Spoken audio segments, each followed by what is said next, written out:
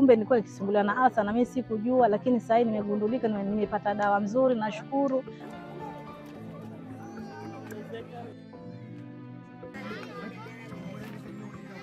Kwa majina naitwa Nuru Mohamed, naishi hapa Kivukoni South Camp. Mahali tuko ni kwa kilomita 6 ndio tuone hospitali.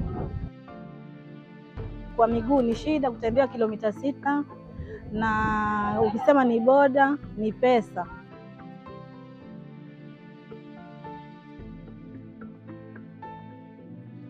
Kwa hivyo wamama, kuna wazee, wale wazee tuko na walemavu, na kuna wale chini ya miaka 5 ambao wanaumia.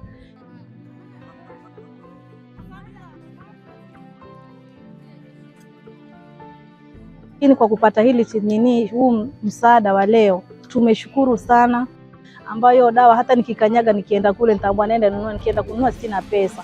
Leo nikaipata bure, nashukuru.